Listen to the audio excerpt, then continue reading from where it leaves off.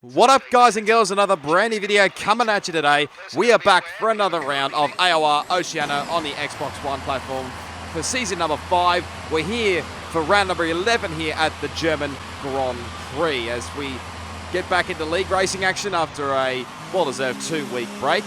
Here's a reminder of the championship standings. 136 points between New Zealand Ryan and Alan Hugo. You can check out where your favourite driver is. We're currently positioned 14 there with 11 points after getting, a couple of points last time in Britain. Now 162 points is the gap between Ferrari and Toro Rosso. Alfa Romeo has dropped that down to position number 8. So, yeah, obviously first race back after the couple of weeks break. That probably had to do with the real-life Mexican and USA GPs. But obviously in that time, in the lead up to this, had pretty much not much practice in this one. So, yeah, it wasn't going to be an ideal round for me, let's be honest. But I made a complete blunder in this first part anyway, because when I was picking the tyre compounds, like you do before, obviously, you go into qualifying, I picked the balance set, which at the time was the completely wrong set.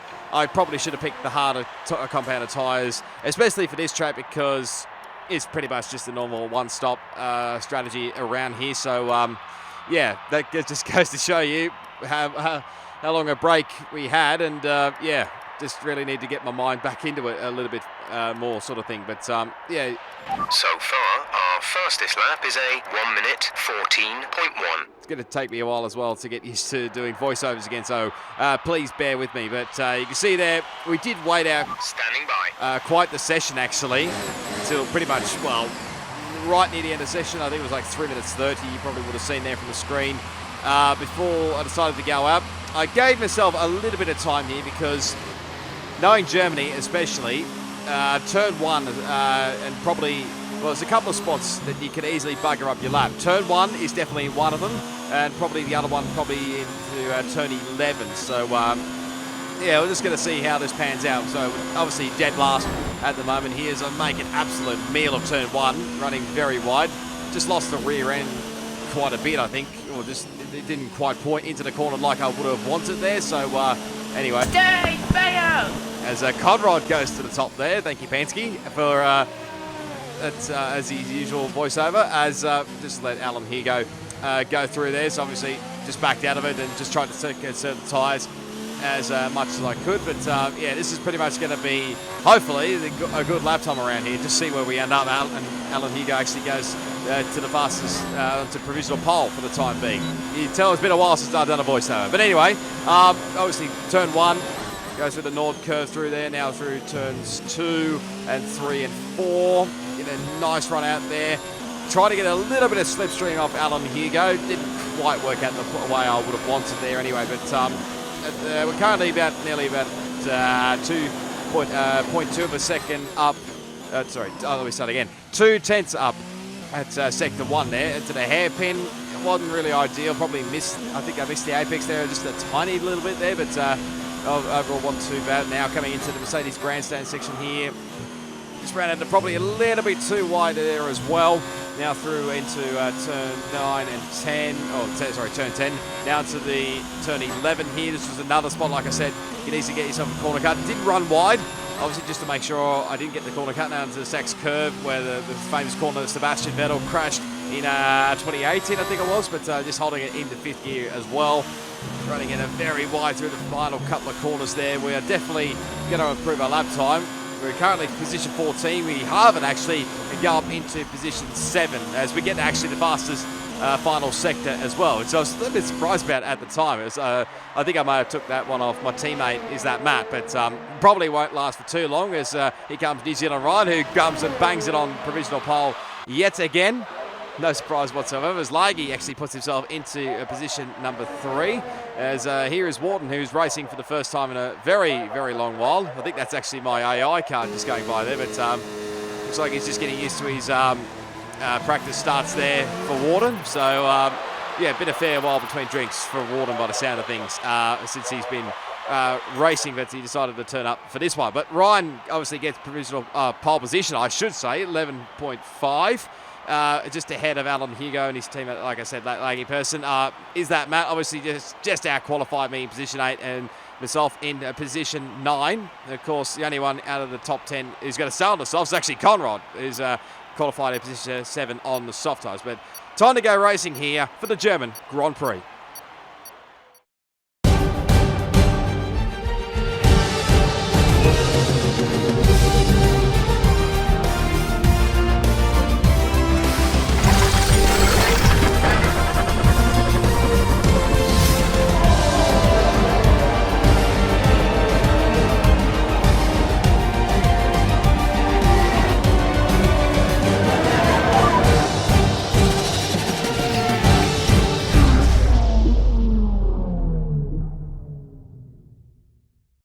Alrighty, welcome to the grid for the German Grand Prix. Under a bit of overcast skies, but thankfully there is no rain around. Thank God for that, because usually I don't usually practice for most races for like wet setups mainly, but just the odd occasion I may practice for wet setups. But anyway, it is definitely going to be dry. One-stop strategy, pretty simple around here. Straight off the mediums, starting on the mediums, I should say, and then going on to the hard tyres. Pretty simple there, really, as we just about to set off now for the formation lap.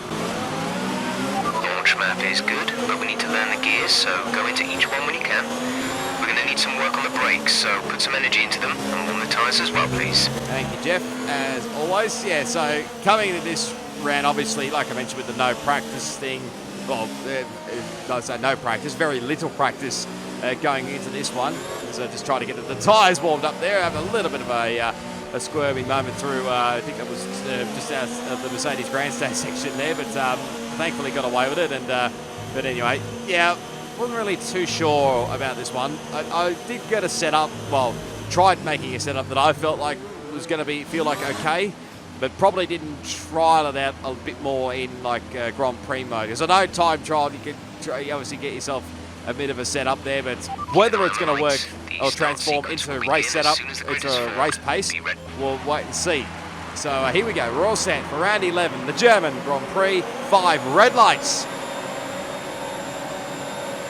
Let's do it around the Hockenheim ring, and it's a fairly decent-ish start there. My teammate actually got a fairly decent start as well, going into turn 1, very equal sideways as we get a little bit of contact there. I think one of the McLarens, I think that was Mars Berserk. Alessandro Butler's out of the Grand Prix, so he's not lasted even one corner by the looks of things, as Matt, I think, dies up the inside of Conrad. I think most of these guys will be trying to get past Conrad as quickly as they can. No offense to Conrad, of course, but yeah, Narbs is back as well, I should point out as well, into Toro Rosso. Obviously, he did drop back through reserve driver, and yes, I will point out, if anyone else from this tier is watching this video, yes, he is a reserve driver, so stop bloody complaining about it. Anyway, we're obviously dropped down to position 11, so probably not the greatest of starts in the end.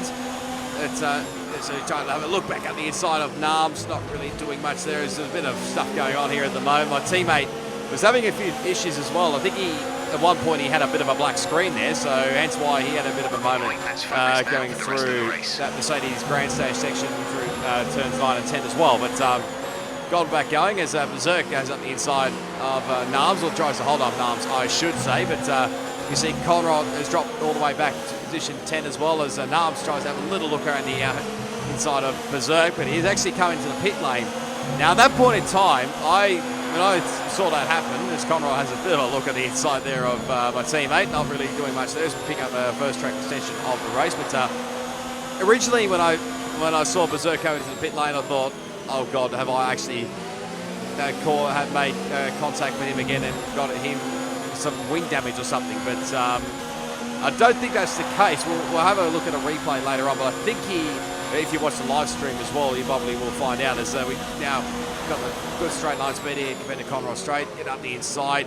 Tried to take the tighter line, obviously, just so he could get the cross back, but I forgot to actually sort of close the line off on the outside, but we do get the drive off the corner, so now we jump up into position number 9 there. So as Narbs and the teammate are still battling away there, I think Narbs has got the position now. I think he's also on the hard tyres, so he's doing the complete opposite strategy, I think. From memory, don't quote me on that one. We probably missed that one a bit earlier on there, as we run a little bit wide coming through turn 12 there, and how I don't know how I saved that car, or even not just only saving the car, as we get a little bit sideways, squirmy with the back end there. That was definitely not ideal, running very wide as well through the final couple of corners there. So we're going to might be come under a bit of attack from the Red Bull, the other Red Bull, Brazuca. DRS is now enabled. DRS is now enabled, but yeah, like I was saying, I don't know how on earth I saved the car, or did not spin the car. One, spin the car, and obviously two, take out another driver, in this case Conrad. So I still don't know how the hell I did that, but yeah, I don't know. It was just sort of struggling a little bit there. I thought the tyres maybe were partly to do with that, but yeah, no, it seemed to right at the time being. So it looked like we're going to come into a bit of attack here from Brazuca going into the hairpin. But thankfully we just hold it off for the time being, and we hang on to the final points paying position at the moment. Conrad's starting to pull away here, and I wasn't sure what strategy Conrad was going to do here. But there's a replay on board with that laggy person, who of course started from position 3. And I think he and Ellison and the Butler were pretty close here going into turn 1. So Ryan got a good start off the line there. Alan Hugo slots into position 2 there. A bit of the hand raising there, and obviously there's the end result there. So I think that didn't really tell much from there. So you look closely on my point of view. I'll slow this down so you can have a look there as there goes Warden up the inside to get a little bit of contact there. I think there's just sort of a little bit of banging of wheels there, and unfortunately sends Ellison and the Butler into the wall there. And I think it's very close to somebody else there from that one, but unfortunately that's his race over and done with after only just one quarter. So we get tagged up the rear end by the other Red Bull there of Brazuca. Now that one I was definitely not expecting. Remember, even when I was thinking back, after watching this incident, thinking back, this is like sort of a little bit of like flashbacks to a season 3 with myself and Rain, but yeah, somehow, yeah, it was a bit unfortunate. Brazuca, obviously, he did apologise. You're catching the car in front by a second per lap. Yeah, thank you, Jeff. Brazuca did apologise for that incident after the race, which, I mean, I was completely fine with. I didn't have any dramas with it. It was just one of those things, just outbrake yourself into the hairpin. It happens, really. So, but anyway, lap 6, it took us a couple of laps to catch up back up to Brazuca, but we got back up the inside and got the move done, going through turn 7 there, and just managing to slow the car down only just into the Mercedes grandstand section there. Don't know how I stopped it, but and now back up into, well, position 11 actually, because Kai was also got a spot as well. So he's obviously into the 10. And again, just don't know what it was. It probably had something to do with the setup, I probably dare say, but just he was just getting on the power too early, or just maybe something to do with the setup. I still don't know. As Conrad is now pitted in, as we get our second track extension warning for that one. So I was thinking at this stage Conrad may try go for the one stop around here. So we get a nice little slight little drift, you could say, through turn 6. Somehow didn't spin the car after that one. So yeah, I don't think that was the case with Conrad. I think he's gone on to a 2-stop strategy. Go against our finishing time at the end of the race. I think he's on to a 2-stop strategy, I think, as we get our first time penalty of the race. And skipping ahead here, lap 11 now, starting to close in here on Kairos. Old cards. Their tyres are 9 laps old. The time last lap was a 1 minute 16.2. So just getting a bit of an update there on Berserk, who's got 0 time penalties by the sound of it. And he's on the hard tyres. We get an update. They're on old mediums. Their tyres are 10 laps old. The time last lap was a 1:18.1, 1.2 seconds advantage per lap. And again, Kaiwa says 0 penalties. So everyone's around me sort of keeping it clean as well. But I had a feeling Berserk possibly would have had...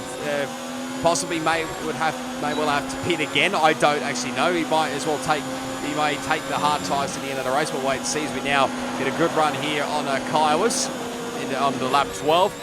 Again, to slow it down to the hairpin. Just make sure he doesn't do the crisscross on us. And he doesn't. So we'll get the move done and get ourselves up into position 9. But there's quite a fair gap actually up the road there to my teammate. Is actually, I think, just going through where the site where Sebastian Vettel crashed in 2018. So there's a fair gap. You can tell the pace difference between myself and my teammate, that's for sure there. But okay, I'm keeping an eye on our tyre condition here. and I don't think we can rely on them much longer. Jeff giving us an update there on the tyre wear, which, I mean, it was sort of a mixed feeling.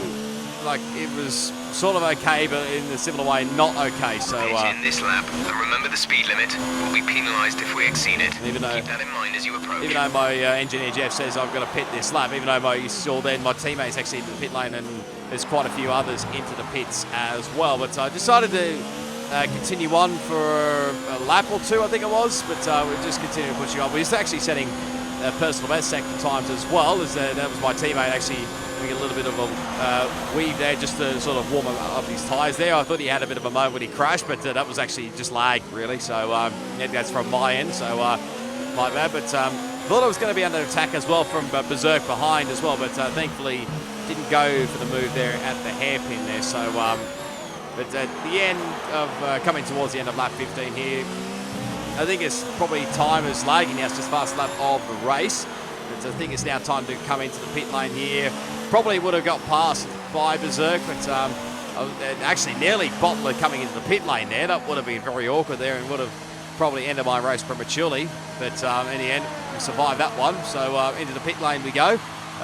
Obviously, tyre wear, I think it was the left-hand side tyres were worn out quite a lot more compared to the right-hand side, but onto a set of hard tyres, and away we go. After these tyres now, we want to finish the race on this compound. So obviously, got to come out in plenty of clean air, actually.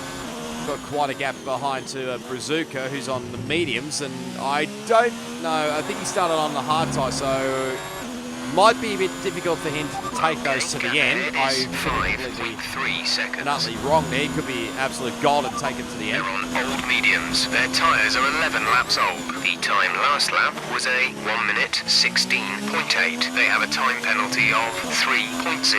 Yeah, just obviously getting an update there on Conrad there, but obviously he's got a 3-second time penalty, but he's probably going to have to pit again. And like I said, with Bazooka, probably be a miracle to take those mediums to the end. Like I said, I originally thought he was going to try the soft to hard strategy, which some people probably would have tried, maybe in other tiers possibly, but I don't think quite a lot of people tried it, so we'll continue pushing on here. So we'll stick aboard here, actually, because this is why my fastest lap of the race, and not the fastest lap overall, that'd be ridiculous, unless I got onto the soft tyres later on here, but into the hairpin here, just past the 100-metre board here, nice and tight into the hairpin.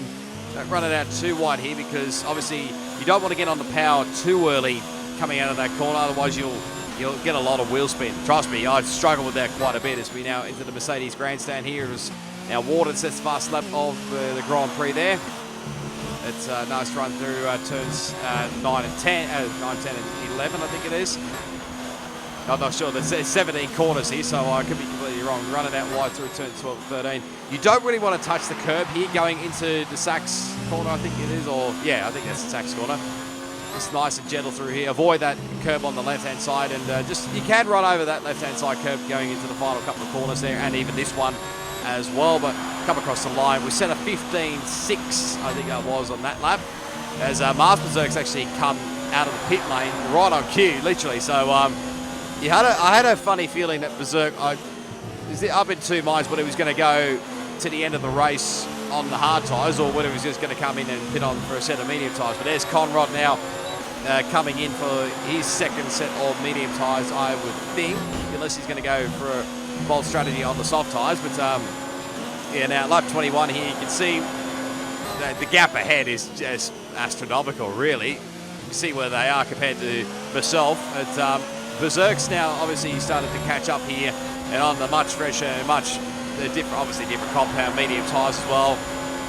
Just pulled to the inside line here, and to be honest, it didn't really want to fight this one here, so I just let him go, really. So just let him do his own thing. I was going to see if I could try and follow him here, but yeah, with the pace that Berserk had, he just literally pulled away. Fresh mediums, their tyres are 1 lap old. The time last lap was a 1:29.4. And again, he's got 0 penalties, so that doesn't help my cause at all. So I think that position is pretty much lost here. So we'll just be fighting on for the final points, really. Now VSC is now been deployed there because I think Kaiwas was the one. Speed immediately and keep a positive delta. Kaiwas was the one that actually brought out the safety car there. You can probably see his white and blue dot there just at the exit of turn 1. So it must have just got on the exit curve or something, just lost the back end and yeah, fortunately spun out. But what was interesting here, as you can see here, I've zoomed it in for, is that Ryan has actually come into the pit lane here while the virtual safety car was happening. And I think at the time he was just ahead of Alan Hugo. But yeah, I found that pretty strange there. And actually, speaking of, both the Ferraris actually came into the pit lane, which probably wasn't ideal for Laggy as well because he had to double stack and obviously. Okay, the gap behind is 5.8 seconds. They're on old mediums. Their tyres are 14 laps old. The time last lap was a 1 minute 16.0. They have a time penalty of 3.0. Just getting an update on Brazil because we pick up a second time penalty, so time penalty for that last incident. Not a good timing at all. But yeah, I sort of found it very weird, and I think if you watch the live stream back as well, which of course I'll leave a link down to the AOR YouTube channel below, I think that even the commentators were surprised at that point of time as well. They're on old mediums. Their tyres are 5 laps old. The time last lap was a 1:14.6. They're extending their advantage by 2 seconds a lap. They have a time penalty of 3.0. I mean, obviously Berserk got a time penalty, but you can see how far ahead of me, so I've just pretty much succumbed to maybe getting this position in the end. But here's a replay now a bit further on up the road here with Death Bro and the Mercedes. He's under attack here from Narms up the inside, and it's a just a bit of a switchback here as there's a little bit of contact there. But yeah, Narms actually just lets him go here, which is pretty fair. But yeah, I think Death was pretty unhappy with that one. I think probably mainly for not trying to.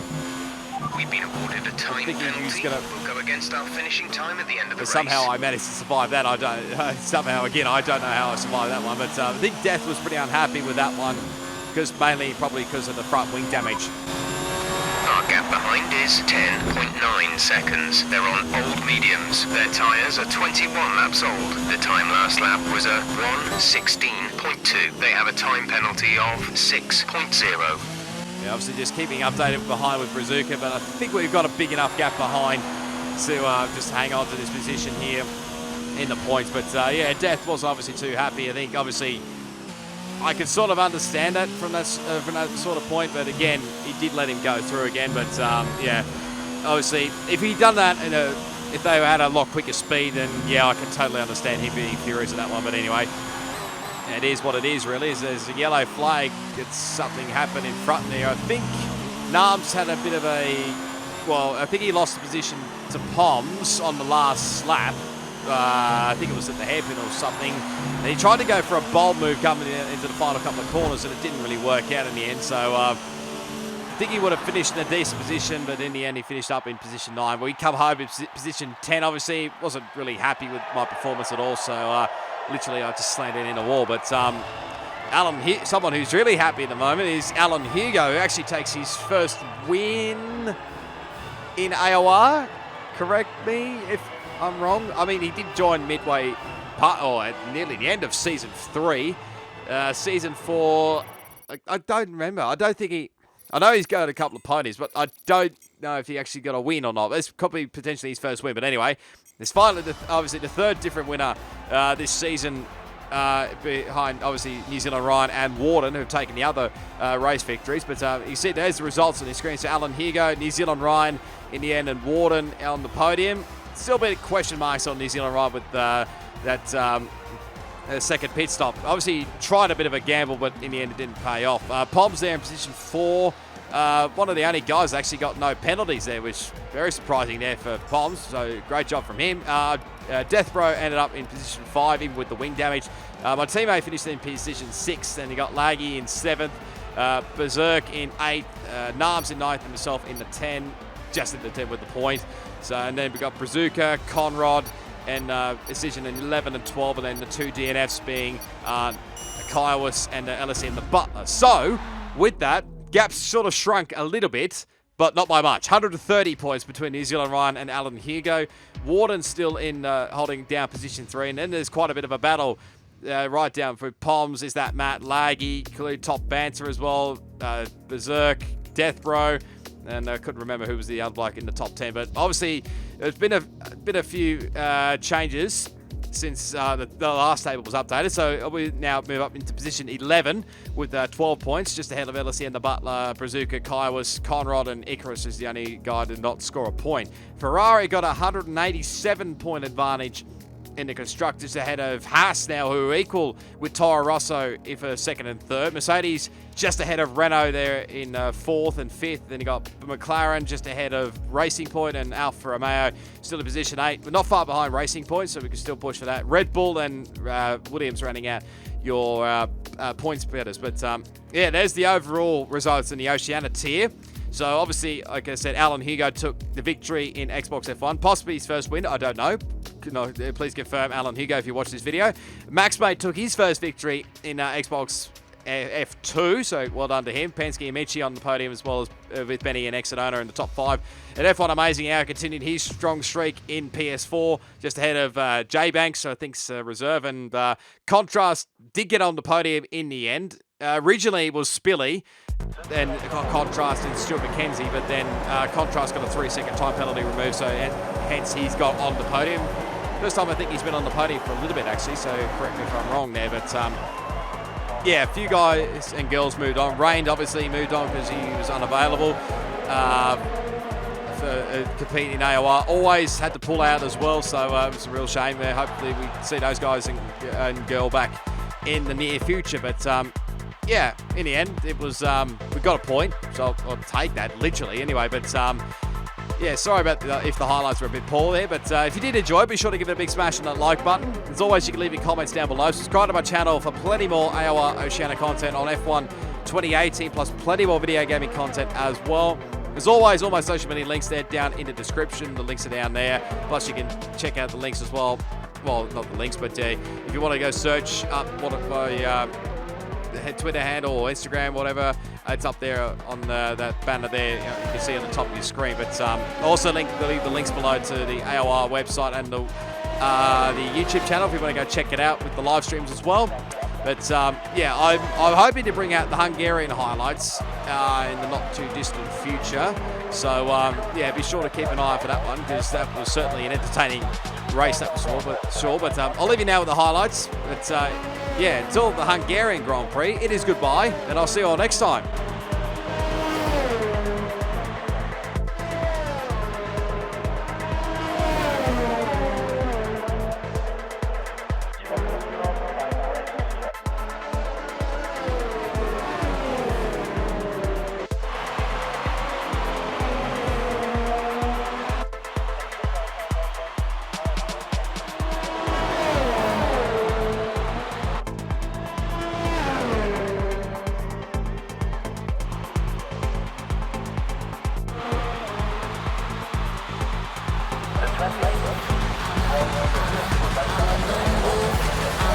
I'm a